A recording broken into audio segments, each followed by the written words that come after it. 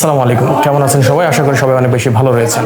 আল্লাহ সুবহানাহু ওয়া তাআলা পবিত্র কোরআনে বলছেন সূরা ৩ ৯৫ নম্বর সূরার ৪ নম্বর আয়াতে, এখানে আল্লাহ তাআলা বলছেন লাকাদ খলাকনাল ইনসানা ফি আহসানি তাকওয়িম, অর্থাৎ আমি মানুষের সৃষ্টি করেছি সর্বোত্তম রূপে বা সর্বোত্তম গঠন। অর্থাৎ আমাদের দেহের যে স্ট্রাকচার, যে বডি স্ট্রাকচার, এটা পৃথিবীর সর্বশ্রেষ্ঠ। এর থেকে সুন্দর অবয়ব আর হতেই পারে না। এরকম কোন কোন বিষয়গুলোর কারণে আল্লাহ সুবহানাহু ওয়া তাআলা এরকম একটি বাক্য ব্যবহার করেছে, অর্থাৎ আমাদের দেহের বিভিন্ন পার্টগুলো কিভাবে কাজ করে, চোখ কান কিভাবে কাজ করে, আমাদের পেটের ভিতরে কিভাবে, হার্টের ভিতরে রক্ত পাম্প হয়, এই সব কিছু নিয়ে আমরা ভিডিও তৈরি করি শুধুমাত্র আল্লাহ তাআলার এই মহিমাগুলো বোঝার কারণে। তো আজকে আমরা খুব ছোট্ট একটা বিষয় দেখাবো আপনাদেরকে, খুব ছোট্ট।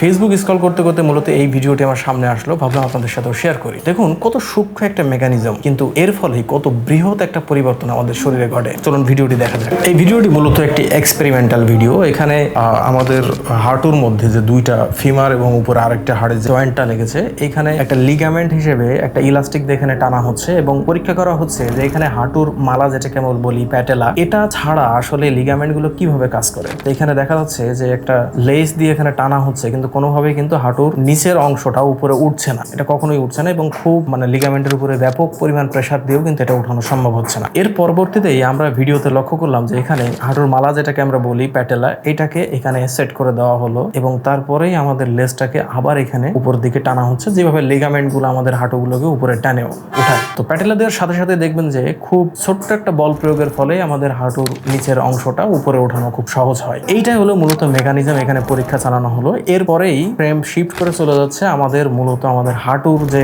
অ্যানাটমিটা সেখানে। তো এখানেও দেখুন যে আমাদের হাঁটুর সামনে ছোট একটা গোল জাতীয় হাড় থাকে, যেটা আমাদের সবার একটা কৌতূহলের বস্তু থাকে যে এই হাড়টার আসলে কাজ কি। তো এই হাড়ের কাজ হলো আমাদের হাঁটুর নিচের অংশটা, পায়ের যে লম্বা অংশ, এটা যাতে খুব সুন্দরভাবে উপরে ওঠানো যায় বা লিফট করা যায়, তার ফলে এই ছোট্ট হাড়টি অনেক বড় একটা ভূমিকা রাখে। দেখুন খুব ছোট্ট একটা মেকানিজম, যেটা আমরা হয়তোবা আমাদের সারা জীবনে 70-80 বছরের জীবনে কখনো ভেবেও দেখি না যেটা আসলে কাজটা, কিন্তু আল্লাহ সুবহানাহু ওয়া তাআলা নিখুঁত ইঞ্জিনিয়ারিং মাধ্যমে এটা কিন্তু আমাদের শরীরে স্থাপন করে দিয়েছে। ছোট্ট একটা মেকানিজম, কিন্তু অনেক বৃহৎ এক বড় একটা কাজ। এরকম ছোট ছোট অনেক ধরনের মেকানিজম কিন্তু আমাদের শরীরে রয়েছে, যেটা ভবিষ্যতে আমরা আপনাদেরকে দেখাবো। ঠিক একইভাবে খুব ছোট ছোট এবং খুবই সূক্ষ্ম সূক্ষ্ম কিছু বিষয় চোখের মধ্যে, আমাদের মুখের মধ্যে, আমাদের পেটের মধ্যে, আমাদের এমনকি হাতের এই যে আঙুলগুলো দেখতে পাচ্ছেন, এই আঙুলগুলোর ভিতরে আমাদের ব্রেনের মধ্যে আসলে নিউরনগুলোর কানেকশন কেমন ভাবে আমাদের সমস্ত তথ্যগুলা এত দ্রুত, মুখে কথা বলা বলেন, চোখের আলোটাকে কিভাবে ইলেকট্রিক সিগন্যাল আমাদের ব্রেনের ভিতরে যায়, শ্রবণ শক্তি অর্থাৎ শব্দ শক্তিটা কিভাবে আমাদের ব্রেনের মধ্যে ইলেকট্রিক সিগন্যাল হিসেবে প্রবেশ করে, এই সব কিছু নিয়ে আমরা ভবিষ্যতে ইনশাআল্লাহ কথা বলবো একে একে। তো আয়াতটা আরেকবার স্মরণ করে দিই, সূরা ৩-এর ৪ নম্বর আয়াত। এখানে আল্লাহ তাআলা বলছেন যে কত সুন্দর অবয়ব এবং সব থেকে শ্রেষ্ঠ অবয়বে মানুষকে সৃষ্টি করা হয়েছে। এরকম ছোট্ট ছোট জিনিসের সমন্বয়, ছোট্ট ছোট ম্যাগাজিনের সমন্বয় কিন্তু আমাদের এই পুরা হিউম্যান বডিটা তৈরি। আজকের মতো এই পর্যন্তই। আসসালামু আলাইকুম ওয়া রাহমাতুল্লাহি ওয়া বারাকাতুহু।